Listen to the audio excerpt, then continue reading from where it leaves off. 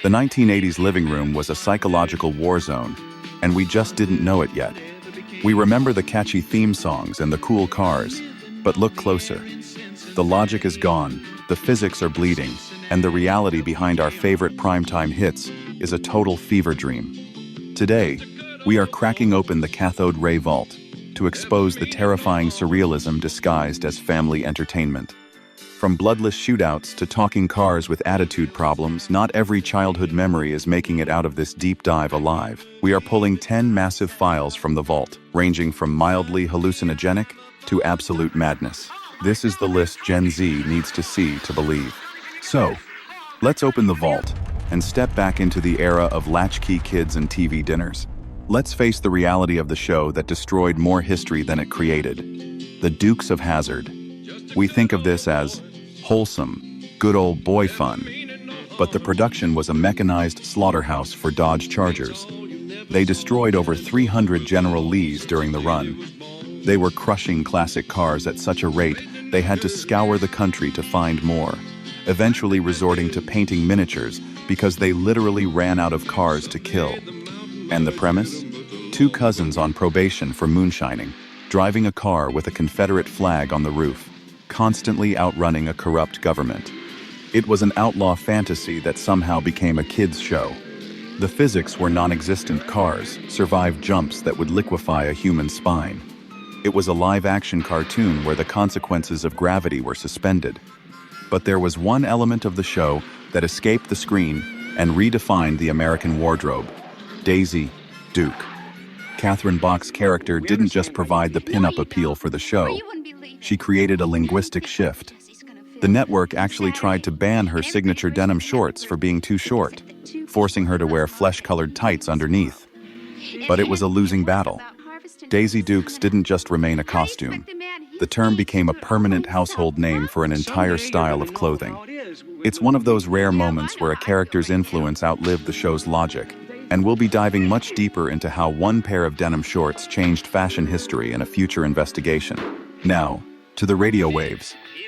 WKRP in Cincinnati. On the surface, a grounded workplace comedy, but it delivered one of the most surreal moments in television history. As God is my witness, I thought turkeys could fly. That line isn't just a joke, it's the epitaph of the show's sanity. The turkey drop episode, where live turkeys were thrown from a helicopter for a Thanksgiving promotion, is a descent into madness. It shifted the tone from sitcom to a bizarre, avian disaster movie. It was a fever dream of corporate incompetence, turning deadly, at least for the turkeys.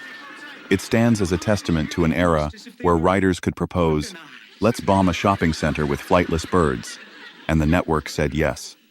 It's the most Arthur Carlson thing he could possibly do, and it remains the gold standard for sitcom chaos. Next is a major contender for the most statistically impossible show in history, the A-Team. On screen, it was an action spectacle about Vietnam veterans on the run. But the reality? It was a cartoon disguised as a drama. We watched thousands of rounds of ammunition fired every single episode. Automatic weapons, explosions that leveled buildings, helicopter crashes. And the death count? 0. It was a war zone where nobody bled. The bad guys would crawl out of a burning wreckage, dust themselves off, and surrender. It was a sanitized violence that felt untethered from physics. But the real conflict wasn't with the military police. It was on set. George Peppard and Mr. T refused to speak to each other, creating a palpable tension that recontextualizes every plan Hannibal ever loved coming together. Now, let's break down the show that was fueled by a dangerous kind of ego. Knight Rider. We remember the cool stunts, the turbo boosts over helicopters. But the premise is a fever dream. A lone crusader fighting crime with a car that is smarter, wittier, and more moral than he is. Kit wasn't just a vehicle. He was the babysitter for Michael Knight. The absurdity peaked when the lines between actor and character blurred. David Hasselhoff began performing songs in character, while the car offered dry commentary. It was a narrative collapse.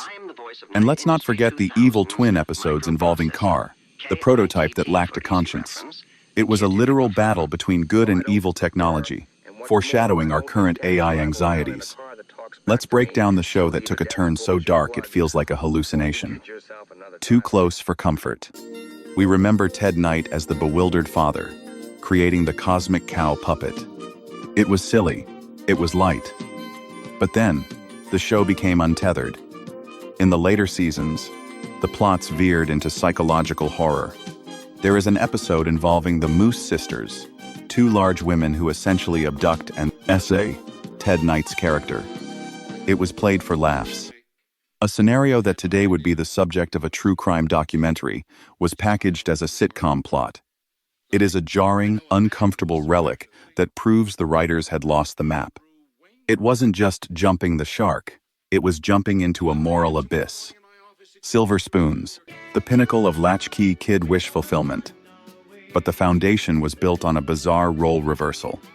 We had a father who was essentially a giant child, living in a mansion filled with arcade games and a working rideable train in the living room. And we had the son, Ricky Schroeder, who was a suit-wearing adult in a child's body. It was a fever dream of capitalism. The message was that wealth allows you to opt out of maturity entirely. Every kid wanted that house, but looking back, it's a tragic portrait of arrested development. The toy store aesthetic masked the reality of a lonely kid trying to parent his own father. It feels like a precursor to the tech bro billionaires of today. Infinite toys, zero emotional regulation.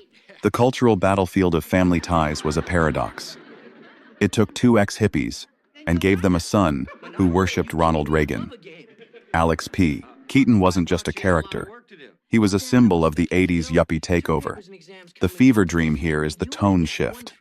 You'd have 20 minutes of Alex reading the Wall Street Journal and mocking his parents' idealism, followed by a very special episode that hit like a freight train. When the show tackled drunk driving or addiction, the laugh track vanished. The reality bled in. It was a show trying to bridge the gap between Woodstock and Wall Street, and the tension was often uncomfortable. We need to address the most anxiety-inducing superhero show ever made, The Greatest American Hero. The entire hook is a nightmare scenario. You are given the ultimate weapon by aliens, and you lose the instruction manual immediately. Ralph Hinckley wasn't a hero. He was a flailing victim of his own suit. Every flight sequence was a panic attack. But the reality bled in from the outside world in a way that feels almost cursed. When John Hinckley Jr. attempted to assassinate President Reagan, the production scrambled. They hastily dubbed over the character's last name to Hanley in aired episodes, creating a jarring audio glitch that pulled viewers right out of the fantasy. This show felt less like a vacation and more like a deal with the devil. Fantasy Island. We accept this as a light drama, but the premise is pure horror. Strangers arrive on an island, pay a mysterious man in a white suit, and live out fantasies that almost always turn into morality plays or near-death experiences. Mr. Rourke wasn't a host, he was a warden. Was he a wizard? An angel? Satan himself? The show never truly explained his powers, leaving it untethered from any logical explanation. People faced their dead relatives, their past crimes, and their worst fears. It was a weekly anthology of psychological torture, masked by tropical drinks and smiles. Finally, our ultimate 80s fever dream, the Love Boat. This wasn't a ship. It was a floating purgatory for fading celebrities. The structure of this show defies logic.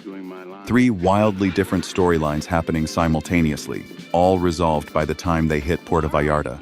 You had drama, slapstick comedy, and tragic romance sharing the same hallway.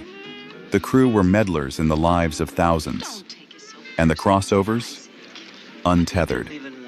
Characters from other shows would board the ship, blurring the lines of the TV universe. It was a dimension where love was mandatory, and the cruise never actually seemed to end. It is the most surreal, manufactured happiness ever captured on film. This is it. We've peeled back the layers of 10 iconic shows, exposing the impossible physics, the dark subtexts, and the fever dream logic that raised a generation. But these are just our theories, just the surface of the static. Now, I want to hear from you. Which of these shows feels the most like a hallucination to you now? And more importantly, who is on your hit list for part 3? We have more files to open. Small Wonder? Manimal? Automan? Place your final bets in the comments below, and let's see who remembers the madness. If you want to be the first to unlock our next investigation part 3 of this Gen X retrospective, make sure to hit that like button and subscribe. We are locking the vault for now, but the mysteries are far from over.